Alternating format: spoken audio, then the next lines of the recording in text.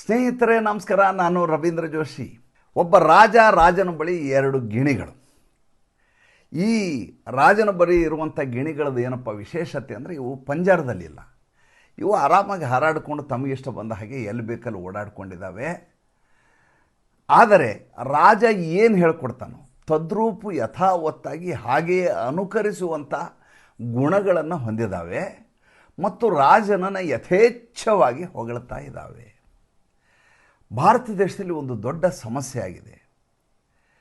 ಆ ಸಮಸ್ಯೆಯನ್ನು ಹೇಳಿದ ಮೇಲೆ ಈ ಗಿಣಿಗಳ ಬಗ್ಗೆ ಮಾತಾಡ್ತೀನಿ. ಭಾರತದಲ್ಲಿ ಆಗಿರುವಂಥ ಸಮಸ್ಯೆ ಏನು? ವಿರೋಧ ಪಕ್ಷಗಳ ಬಳಿ ಈಗ ಸದ್ಯಕ್ಕೆ ಅಜೆಂಡಾಗಳಿಲ್ಲ.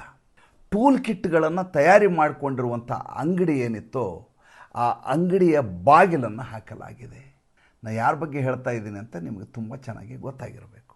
ಅಮೇರಿಕೆಯಿಂದ ಹರಿದು ಬರ್ತಾ ಇದ್ದಂಥ ಆ ಪಾರ್ಟಿಯ 90 ವರ್ಷದ ಮುದುಕನ ದುಡ್ಡು ಈಗ ಮೊದಲನೇದಾಗಿ ಹರಿದು ಬರ್ತಾ ಇಲ್ಲ. ಎರಡನೇದಾಗಿ ಆತ ಟ್ಯುಟೋರಿಯಲ್ ಮಾಡಿ ಹೇಳಿಕೊಡ್ತಾ ಇರುವಂಥ ವಿದ್ಯೆಗಳು ಇಲ್ಲಿ ಈಗ ಅನುಷ್ಠಾನಕ್ಕೆ ತರಲಿಕ್ಕೆ ಆಗ್ತಾ ಇಲ್ಲ. ಜಾರ್ಜ್ ಸೊರೋಸ್ ಅಂಗಡಿ ಬಾಗಿಲನ್ನು ಹಾಕಿದ್ದೇನೆಂತ ಅಧಿಕೃತವಾಗಿ ಘೋಷಿಸಿ ಆಗೋಗಿದೆ. ಆತನ ಮಗ ಉತ್ತರಾಧಿಕಾರಿಯಾಗಿದ್ದಾನೆ. ಆತ ಯಾಕೋ ನಮ್ಮ ವಿಪಕ್ಷದವರಿಗೆ ಪಥ್ಯ ಆಗ್ತಾ ಇಲ್ಲ. ಹಿಂಡನ್ಬರ್ಗ್ ರಿಸರ್ಚ್ ಅಂತೇಳಿ ರಿಸರ್ಚ್ ಬರ್ತಾ ಇಲ್ಲ. ಯಾವುದೋ ಪೆಗಸಿಸ್ ಹಗರಣ ಅಂತ ಅದನ್ನು ಮಾಡ್ಲಿಕ್ಕಾಗ್ತಾ ಇಲ್ಲ. ರಫೈಲ್ ಅಂತ ಮಾಡಲಿಕ್ಕಾಗ್ತಾ ಇಲ್ಲ. ಅದಾದಮೇಲೆ ಚುನಾವಣಾ ಆಯೋಗದ ಮೇಲೆ ದಾಳಿ ಮಾಡಲಾಯಿತು. ಆ ಚುನಾವಣಾ ಆಯೋಗದ ಮೇಲೆ ಮಾಡಲಾದಂಥ ದಾಳಿಯನ್ನು ಸ್ವತಃ ಸುಪ್ರೀಂ ಕೋರ್ಟು ಬರ್ಖಾಸ್ತು ಮಾಡಿಬಿಡ್ತು. ಇಲ್ಲ, ನೀವು ಈ ರೀತಿ ಎಲ್ಲ ಮಾಡೋಕ್ಕಾಗಲ್ಲ, ಅದು ಸ್ವಾಯತ್ತ ಸಂಸ್ಥೆ, ಅದು ಈ ರೀತಿ ವೋಟರ್ಸ್ ಲಿಸ್ಟ್ನನ್ನು ಅದರ ನವೀಕರಣ ಮಾಡೋದು ಅದರ ಹಕ್ಕು ಮಾಡ್ತಾ ಅಧಿಕಾರ ಅದು ಅಂತ ಹೇಳಿದರು. ಅದಾದಮೇಲೆ ಓಟ್ ಚೋರಿ ಅಂದರು. ಆ ಓಟ್ ಚೋರಿ ಅನ್ನೋದು ಬಿಹಾರದಲ್ಲಿ ವರ್ಕೇ ಆಗಲಿಲ್ಲ. ಅಲ್ಲಿಯ ಜನರಿಗೆ ಎಲ್ಲರಿಗೂ ವೋಟರ್ ಐ ಡಿ ಇರೋದರಿಂದ ಅವರೆಲ್ಲ ಮತದಾನ ಮಾಡ್ತಾ ಇದ್ದಾರೆ. ಯಥಾ ಪ್ರಕಾರ ಎಂದಿನಂತೆ ಅದನ್ನು ನಡ್ಕೊಂಡು ಹೋಗ್ತದೆ. ಹೀಗಿರುವ ಸಂದರ್ಭದಲ್ಲಿ ಹಾಗಾದರೆ ಏನು ಮಾಡಬೇಕೀಗ? ಭಾಳ ದೊಡ್ಡ ಯಕ್ಷ ಪ್ರಶ್ನೆ ಇವತ್ತು ಕಾಂಗ್ರೆಸ್ಸನ್ನು ಮತ್ತು ವಿಪಕ್ಷದವ್ರನ್ನ ಕಾಡ್ತಾ ಇರೋದೇನೆಂದರೆ, ನರೇಂದ್ರ ಮೋದಿಯವರ ಸರ್ಕಾರದಲ್ಲಿ ಒಂದೇ ಒಂದು ಹಗರಣ ನಮಗೆ ಸಿಗ್ತಾ ಇಲ್ಲ. ಅವ್ರನ್ನ ಸಿಕ್ಕಿ ಹಾಕ್ಸೋಣ ಅಂತಂದರೆ ಯಾವುದೇ ಇಂಟರ್ನ್ಯಾಷನಲ್ ಅಫೇರ್ನಲ್ಲಿ ಇವ್ರನ್ನ ಹಿಡ್ದಾಕಕ್ಕಾಗ್ತಾ ಇಲ್ಲ. ಯಾವುದೇ ವಿಷಯದಲ್ಲಿ ನೋಡಿದರೂ ಕೂಡ ಇವರು ತಪ್ಪಿಸ್ಕೊಂಡು ಹೋಗುವಂಥ ಅಥವಾ ಅದಕ್ಕೆ ಕೌಂಟ್ರ್ ಕೊಡುವಂಥ ಎಲ್ಲ ರೀತಿಯ ಸಕಲಾಸ್ತ್ರಗಳನ್ನು ಇಟ್ಕೊಂಡ್ಬಿಟ್ಟಿದ್ದಾರೆ. ಹಾಗಾದರೆ ಏನು ಮಾಡಬೇಕು? ಹಾಗಾದರೆ ನಾವು ಅಮೇರಿಕೆಯಲ್ಲಿರುವಂಥ ರಾಜ ಇದಾನಲ್ಲ ಡೊನಾಲ್ಡ್ ಟ್ರಂಪ್ ಅಂಥೇಳಿ, ಆತನ ಟೂಲ್ ಕಿಟ್ಟನ್ನು ಭಾರತದಲ್ಲಿ ಪ್ರಯೋಗಿಸೋಣ. ಒಬ್ಬ ಶಹಬಾಜ್ ಶರೀಫ್ ಅಂಥೇಳಿ ಪಾಕಿಸ್ತಾನದ ಪ್ರಧಾನಮಂತ್ರಿ ಅಂತ ಅನಿಸಿಕೊಂಡಿರುವ ವ್ಯಕ್ತಿ. ಪ್ರಧಾನಮಂತ್ರಿ ಅಂತ ಅವನು ಕೇಳಿದ್ರೆ ಹೌದಾ ಅಲ್ವಾ ಅಂದ್ರೆ ಅವ್ರಿಗೆ ಪಾಪ ಅನುಮಾನ ಇದೆ. ಯಾಕೆಂದರೆ ಆಕಸ್ಮಿಕವಾಗಿ ಆಕ್ಸಿಡೆಂಟಲ್ಲಿ ಬಂದು ಕೂತಿರುವಂಥ ಪ್ರಧಾನಮಂತ್ರಿ. ಹೇಗೆ ನಮ್ಮ ಮನಮೋಹನ್ ಸಿಂಗ್ ಅವ್ರನ್ನ ಪ್ರತಿಷ್ಠಾಪನೆ ಮಾಡಿದ್ರಲ್ಲ ಸೋನಿಯಾ ಗಾಂಧಿಯವರು, ಆ ರೀತಿ ಪ್ರತಿಷ್ಠಾಪನೆ ಆದ ವ್ಯಕ್ತಿ ಆತ ಮುಲ್ಲಾ ಮುನ್ನೀರ್ನಿಂದಾಗಿ. ಯಾವ ಕ್ಷಣದಲ್ಲಿ ಬೇಕಾದರೂ ಆತನ ಸರ್ಕಾರ ಹೊರಟು ಹೋಗ್ಬೋದು. ಆ ರೀತಿಯಾದಂಥ ತಂತಿಯ ಮೇಲಿನ ನಡಿಗೆಯಲ್ಲಿರೋದು. ಇನ್ನೊಬ್ಬ ನಮ್ಮ ದೇಶದ ರಾಹುಲ್ ಗಾಂಧಿ. ಆತನಿಗೆ ಬೇರೆ ಯಾರು ಏನು ಹೇಳಿದರೂ ಒಪ್ಪಿಗೆ ಇಲ್ಲ. ಅಲ್ಲಿ ಜಾರ್ಜ್ ಸೊರೋಸ್ ರೀತಿಯ ಪ್ರತಿರೂಪವಾದಂಥ ಡೊನಾಲ್ಡ್ ಟ್ರಂಪ್ ಅನ್ನುವಂಥ ವ್ಯಕ್ತಿ ಇದ್ದಾರೆ. ಆತ ಹೇಳಿಬಿಟ್ರೆ ಸಾಕು, ಅದನ್ನು ನಾವಿಲ್ಲಿ ಯಥಾವತ್ತಾಗಿ ಇಲ್ಲಿ ನಾವು ಅರುಹಿ ಬಿಡ್ತೇವೆ. ಹಾಗೆ ಹೇಳುವ ಮೂಲಕ ಈ ಸರ್ಕಾರವನ್ನು ಕೆಡವಿಬಿಡ್ತೀವಿ. ಏಕೆಂದರೆ ಧನಾಢ್ಯವಾದಂಥ ಬಲಾಢ್ಯವಾದಂಥ ಪ್ರಭಾವಶಾಲಿಯಾದಂಥ ರಾಷ್ಟ್ರ ಯಾವುದಾದ್ರೂ ಇದ್ದರೆ ಅದು ಅಮೇರಿಕ. ಆಮೇಲೆ ಅಮೇರಿಕೆಯ ಹೆಚ್ಚುಗಾರಿಕೆ ಅಥವಾ ಅದರ ಕುಪ್ರಸಿದ್ಧಿ ಯಾವುದಪ್ಪ ಅಂತಂದರೆ, ಯಾವ ದೇಶದಲ್ಲಿ ಯಾವ ಕ್ಷಣದಲ್ಲಿ ಬೇಕಾದರೂ ಸರ್ಕಾರವನ್ನು ಉರುಳಿಸಬಲ್ಲಂಥ ತಂತ್ರಗಾರಿಕೆ ಇರುವಂಥ ರಾಷ್ಟ್ರ, ರೆಜಿಮ್ ಚೇಂಜ್ ಮಾಡುವಂಥ ರಾಷ್ಟ್ರ. ಹೀಗಾಗಿ ಬೇರೆ ಯಾರನ್ನೂ ನಂಬಲಾರದೆ ಒಬ್ಬ ಡೊನಾಲ್ಡ್ ಟ್ರಂಪನ್ನು ನಂಬಿಬಿಟ್ರೆ ನಮ್ಮ ಎಲ್ಲ ಸಮಸ್ಯೆಗಳ ಪರಿಹಾರ ಆಗಿಬಿಡುತ್ತೆ. ಡೊನಾಲ್ಡ್ ಟ್ರಂಪ್ ಅಲ್ಲಿ ಕೂತ್ಕೊಂಡು ಹೇಳ್ತಾರೆ, ಭಾರತ ಪಾಕಿಸ್ತಾನದ ಯುದ್ಧವನ್ನು ನಾನೇ ನಿಲ್ಲಿಸಿದ್ದೀನಿ, ನಾನು ನಿಮ್ಮ ಮೇಲೆ ಟ್ಯಾರಿಫ್ ಹೇರ್ತೀನಿ ಅಂತ ಭಯಪಡಿಸಿದೆ. ಆವಾಗ ಹೆದರಿಕೊಂಡು ಗಡಗಡ ನಡಿಗೆ ನರೇಂದ್ರ ಮೋದಿಯವರು ಆಯಿತು ಅಂತ ಒಪ್ಪಿಗೆ ಕೊಟ್ಬಿಟ್ರು. ಹೀಗಾಗಿ ಪಾಕಿಸ್ತಾನ ಭಾರತ ಯುದ್ಧ ಆಪರೇಷನ್ ಸಿಂಧೂರ್ ನಿಂತೋಯ್ತು ಅಂತ. ತಕ್ಷಣ ಇಲ್ಲಿ ಅದನ್ನು ಯಥಾವತ್ತಾಗಿ ಗಿಣಿ ಬಾಯಿಂದ ಪುತ್ತು ಅಂತ ರಾಹುಲ್ ಗಾಂಧಿ ಹೇಳ್ತಾರೆ. ನೋಡಿ, ಡೊನಾಲ್ಡ್ ಟ್ರಂಪ್ ನಿಮ್ಮನ್ನು ಈ ರೀತಿಯಾಗಿ ಬಗ್ಸಿದ್ದಾರೆ. ನಿಮಗೆ ನರೇಂದರ್ ಸರೆಂಡರ್, ನೀವು ಸರೆಂಡರ್ ಆಗಿಬಿಟ್ರಿ ಡೊನಾಲ್ಡ್ ಟ್ರಂಪ್ಗೆ ಅಂತ ಏನು ಎಲ್ಲ ಮಾಧ್ಯಮದವ್ರು ಹೇಳಿದ್ರು. ಮಾಧ್ಯಮದವ್ರು ಕೇಳಿರೋ ಪ್ರಶ್ನೆಗೆ ಉತ್ತರ ಹೇಳಲ್ಲ, ತಮಗೇನು ಅನ್ನಿಸ್ತಾ ಅಷ್ಟು ಹೇಳಿ ಎದ್ದು ಹೋಗ್ತಾ ಇರ್ತಾರೆ ರಾಹುಲ್ ಗಾಂಧಿ. 3 ಅಥವಾ 4 ಜನರಿಗೆ ಪ್ರಶ್ನೆ ಕೇಳಲಿಕ್ಕೆ ಅವಕಾಶ ಇರುತ್ತೆ. ಅದು ಪ್ರಶ್ನೆ ಏನು ಅಂತ ಮುಂಚೆ ಕರ್ನಾಟಕ ದಮನಕಗಳಿಗೆ ಹೇಳಬೇಕು ನೀವು. ಒಬ್ಬ ಕೆ ಸಿ ವೇಣುಗೋಪಾಲ್, ಒಬ್ಬ ಜಯರಾಮ್ ರಮೇಶು, ಈಗ ಇನ್ನೊಬ್ಬ ಅಲ್ಲಿ ಸೇರ್ಕೊಂಡ್ಬಿಟ್ಟಿದ್ದಾನೆ, ಪವನ್ ಖೇಡಾ ಅಂತ ಒಬ್ಬ ಸೇರ್ಕೊಂಡಿದ್ದಾನೆ. ಅವ್ರಿಗೆ ಮುಂಚೆ ಹೇಳಬೇಕು ನೀವು. ಅವ್ರು ಯಾರಿಗೆ ಹೇಳ್ತಾರೋ ಅವ್ರ ಪ್ರಶ್ನೆ ಕೇಳ್ಬೋದು. ಅವ್ರು ಕೇಳಿರೋ ಪ್ರಶ್ನೆಗೆ ಇವ್ರು ಉತ್ತರ ಹೇಳಬೇಕು ಅಂತೇನಿಲ್ಲ, ಎಷ್ಟು ಬೇಕೋ ಅಷ್ಟು ಹೇಳಿ ಎದ್ದು ಹೋಗ್ಬಿಡ್ಬೋದು. ಪ್ರಶ್ನೆ ಕೇಳೋದಕ್ಕೆ ಯಾವುದು ಕೇಳ್ತೀನಿ ಅಂಥೇಳಿ ಬೇರೆ ಪ್ರಶ್ನೆ ಕೇಳಿದ್ರೆ ನಿಮ್ಮನ್ನು RSS ಏಜೆಂಟ್ ಅಂತ ಅವ್ರು ಹೇಳಿದರೆ ನೀವು ಅದನ್ನು ಸಹಿಸ್ಕೊಳ್ಳಿಕ್ಕೆ ಪತ್ರಕರ್ತರು ತಯಾರಿರ್ಬೇಕು ರಾಹುಲ್ ಗಾಂಧಿಗೆ. ಹೀಗೆ ಹೇಳ್ತಾರೆ. ಹೇಳಿದ ತಕ್ಷಣ ಏನು ಇಲ್ಲಿ ನರೇಂದರ್ ಸರೆಂಡರ್ ದೊಡ್ಡ ಇಶ್ಯೂ ಆಗಿಬಿಡುತ್ತೆ ಭಾರತ ದೇಶದಲ್ಲಿ. ಎಲ್ಲರೂ ನರೇಂದ್ರ ಮೋದಿ ಅವರನ್ನು ಹೀಗಳಿಲಿಕ್ಕೆ ಶುರು ಮಾಡ್ತಾರೆ. ಪಾಕಿಸ್ತಾನ ಯುದ್ಧ ಯಾಕೆ ನಿಲ್ಲಿಸಿದೆ ಅಂತ ಈ ದೇಶದಲ್ಲಿ ತಳಮಳ ಎಲ್ಲ ಶುರು ಆಗುತ್ತೆ ಅಂತ ಭಾವಿಸ್ತಾರೆ ರಾಹುಲ್ ಗಾಂಧಿ. ಆಗೋಲ್ಲ. ಅದಾದಮೇಲೆ ಯುದ್ಧ, ರಫೇಲ್ ವಿಮಾನಗಳೆಲ್ಲ ಬಿದ್ದುಬಿಟ್ಟಿದ್ದಾವೆ, 6 ವಿಮಾನ ಬಿದ್ದಿದ್ದಾವೆ, 6ರಿಂದ 10 ಅಂತ ಹೇಳ್ತಾರೆ ಡೊನಾಲ್ಡ್ ಟ್ರಂಪ್ ಅಲ್ಲಿ ಕೂತ್ಕೊಂಡು. ಸುಮಾರು 6ರಿಂದ 10 ವಿಮಾನಗಳನ್ನು ಧರಾಶಾಹಿ ಮಾಡಿದ್ದಾರೆ ಪಾಕಿಸ್ತಾನದವರು ಅಂತ ಡೊನಾಲ್ಡ್ ಟ್ರಂಪ್ ಹೇಳೋದು. ತಕ್ಷಣ ಇಲ್ಲಿ ಇಲ್ಲಿ ಗಿಣಿ ಮಾತಾಡ್ಲಿಕ್ಕೆ ಶುರು ಮಾಡ್ತೀವಿ. 6ರಿಂದ 10 ವಿಮಾನ ಬಿದ್ದಂತ ಎಲ್ಲಿ ತೋರಿಸಿ ಸುಳ್ಳು ಹೇಳ್ತಾ ಇದ್ದಾರೆ.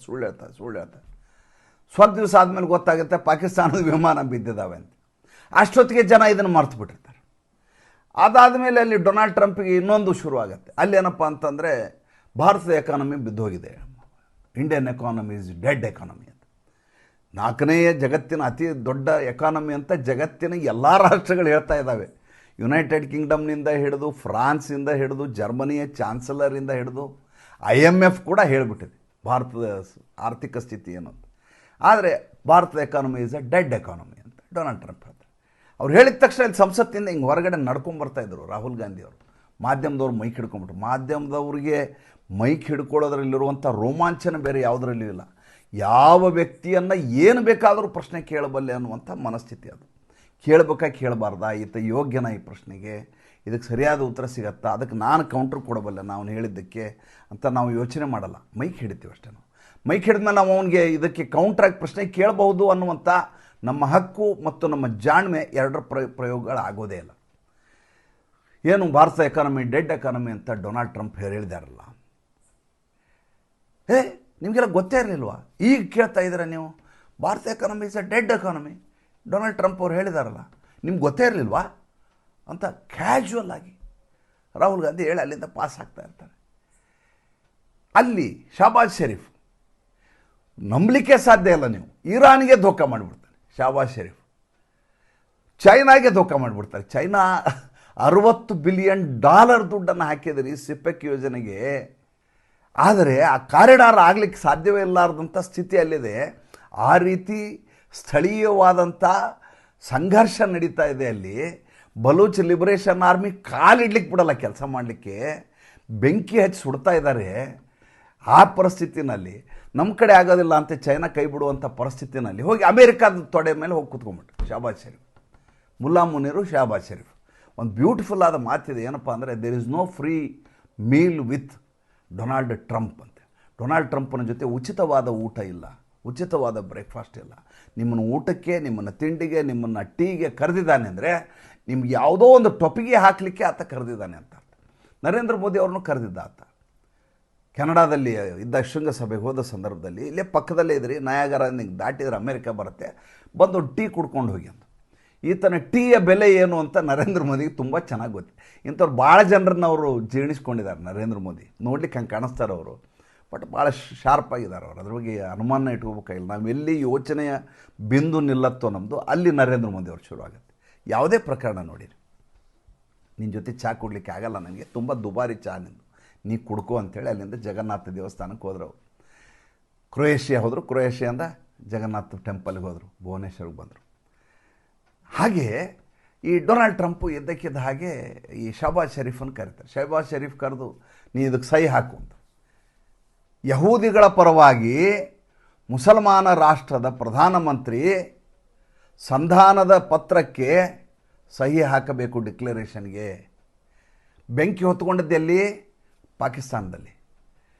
ಇಡೀ ಜೀವನ ಪೂರ್ತಿ ನಾವು ಯಹೂದಿಗಳ, ಹಿಂದೂಗಳ, ಕ್ರಿಶ್ಚಿಯನ್ನರ ನಾಶ ಮಾಡಬೇಕು ಅಂತ ನಮ್ಮ ಧರ್ಮ ಹೇಳಿದೆ. ಕಾಫಿರ್ಗಳ ಪರವಾಗಿ ನೀನು ಸಹಿ ಹಾಕಿ ಬಂದಿದೆಯಲ್ಲ, ನಿನಗೇನು ಮಾನ ಮರ್ಯಾದೆ ಇದೆಯಾ ಅಂತ ಪಾಕಿಸ್ತಾನದ ಜನ ಪಾಕಿಸ್ತಾನದಲ್ಲಿ ಬೆಂಕಿ ಹಚ್ಚಿದ್ದಾರೆ. ಒಂದು ಕಡೆ ಇವ್ರು ಬೆಂಕಿ ಹಚ್ಚಿದ್ದಾರೆ, ಮತ್ತೊಂದು ಕಡೆ ಲಬ್ಬೇಕ್ ಪಾಕಿಸ್ತಾನ ಅಂತ ಇನ್ನೊಂದಿದೆ, TLP ಅಂತಾರೆ. ಅವರು ಅಟಾಟೋಪ ಅಂತೂ ಯಾವ ಮಟ್ಟಿಗೆ ಅದೇ ಅಂದರೆ, ಪಾಕಿಸ್ತಾನದ ಸೈನಿಕನ ಪ್ಯಾಂಟನ್ನು ಬಿಚ್ತಾರೆ. ಆ ಪ್ಯಾಂಟ್ ಬಿಚ್ಚಿ ಅದನ್ನು ಸರ್ಕಲಲ್ಲಿ ತೂಗು ಹಾಕ್ತಾರೆ. ಇನ್ನು ಕೆಲವರು ಈ ಪ್ಯಾಂಟುಗಳನ್ನು ಮಾರಾಟಕ್ಕೆ ಇಡ್ತಾರೆ. ಪಾಕಿಸ್ತಾನದ ಪ್ಯಾಂಟ್ 5 ರೂಪಾಯಿಗೆ ಒಂದು ಪಾಕಿಸ್ತಾನದ ರೇಟಲ್ಲಿ. ಅಂದರೆ ಅಷ್ಟು ಅಗ್ಗಗೊಳಿಸಿರುವಂಥ ದಯನೀಯ ಸ್ಥಿತಿಯಲ್ಲಿರೋದು. ಆದರೆ ಶಹಬಾಜ್ ಶರೀಫ್ಗೆ ಡೊನಾಲ್ಡ್ ಟ್ರಂಪ್ ಅಂದರೆ ದೇವರು. ಆತ ಹೇಳಿದಾಗ ಕೇಳ್ತಾರೆ. ಮೊನ್ನೆ ಎಲ್ಲ ದೇಶದವರು ಸೇರಿದ್ದಾರೆ ರೀ ಇದೇ ಡಿಕ್ಲರೇಷನ್ಗೋಸ್ಕರ, ಇಸ್ರೇಲ್ ಮತ್ತು ಹಮಾಸ್ ಡಿಕ್ಲರೇಷನ್ನಲ್ಲಿ. ಯಾವ ರೀತಿ ಶಹಬಾಜ್ ಶರೀಫನ್ನು ಮರ್ಯಾದೆ ಕಳೆದ್ರು ಅಂದರೆ, ಬಾಯಿಲಿ ಅಂದರು. ಈತ ಹೋದ. ಈತ ಹೇಗೆ ಹೋಗ್ತಾನೆ ಅಂದರೆ, ಹೋಟೆಲಲ್ಲಿ ಪಾಪ ನಮ್ಮ ಸ್ಟೀವರ್ಡ್ಗಳು ಕ್ಯಾಪ್ಟನ್ಗಳು ಬಂದು ನಿಲ್ತಾರಲ್ಲ ವಿನೀತರಾಗಿ. ಅಂದರೆ ಅದು ಅತಿಥಿ ದೇವೋಭವ ಅನ್ನುವಂಥ ಕಾರಣಕ್ಕೋಸ್ಕರ ಹೋಟೆಲ್ನಲ್ಲಿ ನಿಲ್ಲೋದು. ಅವ್ರಿಗೆ ಸ್ವಾಭಿಮಾನ ಇಲ್ಲ ಅಂತಲ್ಲ, ಆ ವೃತ್ತಿ ನಿಮ್ಮಿಂದ ಆ ಸೌಜನ್ಯವನ್ನು ಬಯಸುತ್ತೆ. ಆದ್ದರಿಂದ ನೀವು ಆ ರೀತಿಯಾಗಿ ನಡೆದುಕೊಳ್ಳಬೇಕಂತ, ಕೃತ್ರಿಮವಾಗಿ ನಡೆದುಕೊಳ್ಳಬೇಕಾದಂಥ, ಕೃತ್ರಿಮವಾಗಿ ನಗಬೇಕಾದಂಥ, ಕೃತ್ರಿಮವಾಗಿ ಸೌಜನ್ಯವನ್ನು ತೋರಿಸ್ಬೇಕಾದಂಥ ಅನಿವಾರ್ಯತೆ ಇರುತ್ತೆ. ವೃತ್ತಿ ಧರ್ಮ, ಅದ್ರ ಬಗ್ಗೆ ಮಾತಾಡ್ಬೇಕು. ಈತ ಬಟ್ಲರ್ ಥರ ಹೋಗಿ ಹಿಂಗೆ ನಿಲ್ತಾನೆ ಎದುರುಗಡೆ. ನಿನ್ನೆ ರಾತ್ರಿ ನನ್ನ ಕಿವಿಯಲ್ಲಿ ಹೇಳ್ದಲ್ಲ ಅದನ್ನ ಹೇಳು. ಶಹಬಾಜ್ ಶರೀಫು ಜೇಬಿಂದ ಒಂದು ಪೇಪರ್ ತೆಗಿತಾನೆ. ನೋಡಲಿಕ್ಕೆ ಸೂಟ್ ಹಾಕ್ಕೊಂಡಿದ್ದಾರೆ, ಪೇಪರ್ ತೆಗಿತಾನೆ. ಆತನಿಗೆ ಸ್ವತಃ ಎಕ್ಸ್ಟೆಂಪೋರಾಗಿ ಭಾಷಣ ಮಾಡಿ ಅಭ್ಯಾಸ ಇಲ್ಲ. ತೆಗೆದು, ನಿಮ್ಮಂಥ ದೊಡ್ಡ ರಾಜ ಯಾರೂ ಇಲ್ಲ, ನೀವು ಇಲ್ಲದೆ ಹೋದರೆ ಇಂಥದ್ದೊಂದು ಐತಿಹಾಸಿಕವಾದಂಥ ಒಂದು ಸಂಧಾನ ಆಗಲಿಕ್ಕೆ ಸಾಧ್ಯ ಆಗ್ತಿರಲಿಲ್ಲ, ನಿಮಗಿಂತ ದೊಡ್ಡವರು ಯಾರೂ ಇಲ್ಲ ಅಂತೇಳಿ ಇಷ್ಟುದ್ದ ಹೊಗಳಿ ಅಲ್ಲಿ ಭಾಷಣ ಮಾಡ್ತಾನೆ. ಎಲ್ಲ ಜಾರ್ಜಿಯಾ ಮೆಲೋನಿಯಿಂದ ಹಿಡಿದು ಎಲ್ಲರೂ ಪಕ್ಕ ನಗ್ತಾ ಇರ್ತಾರೆ. ಇದು ಇನ್ನೊಂದು ಗಿಣಿ. ರಾಹುಲ್ ಗಾಂಧಿ ಅಂತ ಒಂದು ಗಿಣಿ ಭಾರತ ದೇಶದಲ್ಲಿದೆ. ಆ ಗಿಣಿ ನಿನ್ನೆ ಮಾಡಿರುವಂಥ ಘಟನೆಯನ್ನು ಹೇಳಲಿಕ್ಕೆ ನಿಮ್ಗೆ ಏನು ಮಾಡ್ತಾರೆ. ಏನಂದರೆ, ಭಾರತ ರಷ್ಯಾದ ತೈಲ ಒಪ್ಪಂದ, ಅದರ ಕುರಿತು ಮತ್ತೊಂದು ಸುಳ್ಳನ್ನು ಹರಿಬಿಟ್ಟಿದ್ದಾರೆ ಡೊನಾಲ್ಡ್ ಟ್ರಂಪ್ ಅವರು. ಅವ್ರು ಹೇಳ್ತಾರೆ, ನರೇಂದ್ರ ಮೋದಿ ನನಗೆ 2 ದಿವಸ ಕೆಳಗಡೆ ಫೋನ್ ಮಾಡಿ ನಾವು ರಷ್ಯಾದಿಂದ ತೈಲವನ್ನು ತರಿಸ್ಕೊಳ್ಳೋದು ನಿಲ್ಲಿಸಿದ್ದೀವಿ. ಅದು ತಕ್ಷಣದಲ್ಲಿ ನಿಲ್ಲೋದಿಲ್ಲ, ಕಾಲಾಂತರದಲ್ಲಿ ಕ್ರಮೇಣವಾಗಿ ನಿಲ್ಲಿಸ್ಕೊಂಬರ್ತಾರೆ. ಒಂದೇ ದಿವಸಕ್ಕೆ ನಿಲ್ಲಿಸೋಕ್ಕಾಗೋದಿಲ್ಲ. ಸತ್ಯಕ್ಕೆ ಹತ್ತಿರ ಬರುವಂಥ ಸುಳ್ಳುಗಳು ಅಂತ ಇದಕ್ಕೆ ಹೇಳ್ತಾರೆ. ಅಂದರೆ ನಿಮ್ಗೆ ಅನಿಸ್ಬೇಕು, ಇವು ನಿಂತೇ ಇಲ್ವಲ್ಲ ಅನ್ಬಾರ್ದು. ನಾಳೆ ನೀವು ನಿಲ್ಲುತ್ತೆ, ಇವತ್ತಿಲ್ಲ ನಾಳೆ ನಿಲ್ಲತ್ತೆ. ಇವತ್ತು 1 ವರ್ಷನೋ 5 ವರ್ಷನೋ 10 ವರ್ಷನೋ ಯಾವತ್ತೋ ಒಂದು ದಿವಸ ನಿಲ್ಲತ್ತೆ. ಪಂಜಾಬ್ದಲ್ಲಿ ಜನ ಕೇಳಿದ್ರು, 1,500,000 ರೂಪಾಯಿ ಮಹಿಳೆಯರಿಗೆ ಕೊಡ್ತೀನಿ ಅಂಥೇಳಿ ನೀವು ಆಶ್ವಾಸನೆ ಕೊಟ್ಟಿದ್ದೀರಲ್ಲ, ಚುನಾವಣೆಯ ಸಂದರ್ಭದಲ್ಲಿ ಕೊಡಿ ಅಂತ ಮಹಿಳೆಯರು ಹೋದರು ಗಲಾಟೆ ಮಾಡಲಿಕ್ಕೆ. ಅರವಿಂದ್ ಕೇಜ್ರಿವಾಲ್ ಮನೆ ಮುಂದೆ, ಭಗವಂತ್ ಸಿಂಗ್ ಮಾನ್ ಮನೆ ಮುಂದೆ. ಏನು ಹೇಳಿರ್ಬೋದು ಹೇಳಿ ಆ ಮನುಷ್ಯ? ನಾವು 5 ವರ್ಷದಲ್ಲಿ ಕೊಡ್ತೀವಿ ಅಂತ ಹೇಳಿದ್ದೀವಿ, ಅದು ಅಧಿಕಾರಕ್ಕೆ ಬಂದ ದಿವಸ ಕೊಡ್ತೀವಿ ಅಂತ ಹೇಳಿದೀವ, 5 ವರ್ಷದಲ್ಲಿ ಯಾವಾಗೋ ಕೊಡ್ತೀವಿ ಬಿಡಿ, ಏನು ಇವತ್ತೇ ಕೊಡಬೇಕು ಅಂತ ಎಲ್ಲಿದೆ? ಡಿ ಕೆ ಶಿವಕುಮಾರು ಮೊನ್ನೆ ಅದೇ ಮಾತನ್ನು ಒಂದು ಸಲ ಹೇಳಿದರು. ಪ್ರತಿ ತಿಂಗಳು ಗೃಹಲಕ್ಷ್ಮಿ ದುಡ್ಡು ಕೊಡಬೇಕು ಅಂತ ಎಲ್ಲಿದೆ? ಆದಾಗ ಕೊಟ್ಕೊತ ಹೋಗ್ತೀವಿ ನಾವು. ವರಮಹಾಲಕ್ಷ್ಮಿ ಹಬ್ಬಕ್ಕೆ, ಸಂಕ್ರಾಂತಿ ಹಬ್ಬಕ್ಕೆ, ಯಾವಾಗತ್ತೆ ಕೊಡ್ತೀವಿ, ಹೇಳಿದ್ದೀವಿ ಕೊಡ್ತೀವಿ. ಹಾಗೆ ನರೇಂದ್ರ ಮೋದಿ ಅವರು ನಿಲ್ಲಿಸ್ತಾರೆ ತೈಲ ಸಪ್ಲೈ ಅಂತ. ತಕ್ಷಣದಲ್ಲಿ ನಮ್ಮ ವಿದೇಶಾಂಗ ಸಚಿವಾಲಯದಿಂದ ಜೈಸ್ವಾಲ್ ಅವರು ಕ್ಲಾರಿಫಿಕೇಷನ್ ಕೊಟ್ಬಿಟ್ರು. ಸುಳ್ಳು, ನಾವು ಆ ರೀತಿ ಯಾವುದೇ ಹೇಳಿಕೆಯನ್ನು ಕೊಟ್ಟಿಲ್ಲ. ನಮ್ಮ ಮತ್ತು ರಷ್ಯಾದ ತೈಲ ಒಪ್ಪಂದವನ್ನು ನಾವು ನಿಲ್ಲಿಸುವ ಪ್ರಶ್ನೆ ಇಲ್ಲ. ಭಾರತದ ತೈಲದ ಸ್ಥಿರತೆಯ ಬಗ್ಗೆ, ಗ್ರಾಹಕನ ಶ್ರೇಯೋಭಿಲಾಷೆಯ ಬಗ್ಗೆ ನಾವು ಯಾವತ್ತೂ ಕಾಂಪ್ರಮೈಸ್ ಮಾಡ್ಕೊಳ್ಳೋದಿಲ್ಲ ಮತ್ತು ಅದನ್ನು ನಾವು ಸ್ಟೇಕಿಗೆ ಇಡೋದಿಲ್ಲ ಅಂತ ಸ್ಟೇಟ್ಮೆಂಟ್ ಕೊಟ್ಬಿಡ್ತಾರೆ. ಅದಕ್ಕೂ ಇವ್ರ ಬಗ್ಗೆ ಇದ್ದಾಗ ಪತ್ರಿಕಾಗೋಷ್ಠಿ ಮಾಡಿ ಖಂಡನೆಯನ್ನು ಮಾಡಲಾಗ್ತದೆ. ಆದರೆ ರಾಹುಲ್ ಗಾಂಧಿ ಮಾತ್ರ ನರೇಂದರ್ ಸರೆಂಡರ್ ನೋಡಿ, ರಷ್ಯಾದಿಂದ ತರಿಸ್ತಾ ಇರುವಂಥ ಆಯಿಲ್ನ ಹೆಂಗೆ ನಿಲ್ಲಿಸಿಬಿಟ್ರಿ, ಈ ರೀತಿ ಹೇಳ್ಕೊಂಡು ಈ ಮನುಷ್ಯ ಬಿಹಾರದ ಚುನಾವಣೆಯನ್ನು ಎದುರಿಸ್ತೀನಿ ಅಂತ ಓಡಾಡ್ತಾ ಇದ್ದಾರೆ. ಇದಕ್ಕಿಂತ ಜೋಕು ಸೋಮವಾರ ಬೆಳಗ್ಗೆ ನಾನು ಇನ್ನೇನು ಹೇಳಲಿಕ್ಕೆ ಸಾಧ್ಯ ನಿಮಗೆ. ಮತ್ತು ಮುಂದಿನ ಸಂಚಿಕೆಯಲ್ಲಿ ಹೊಸ ವಿಷಯದೊಂದಿಗೆ ಬರ್ತೀನಿ. ಸಂಚಿಕೆ ಇಷ್ಟ ಆಗಿದ್ದರೆ ಲೈಕ್ ಮಾಡಿ, ಫಾಲೋ ಮಾಡಿ, ಶೇರ್ ಮಾಡಿ. ದಯವಿಟ್ಟು ನಮ್ಮ ಮುಕ್ತ ಪತ್ರಿಕೋದ್ಯಮಕ್ಕೆ ಆರ್ಥಿಕವಾಗಿ ಬೆಂಗಾವಲಾಗಿ ನಮಸ್ಕಾರ.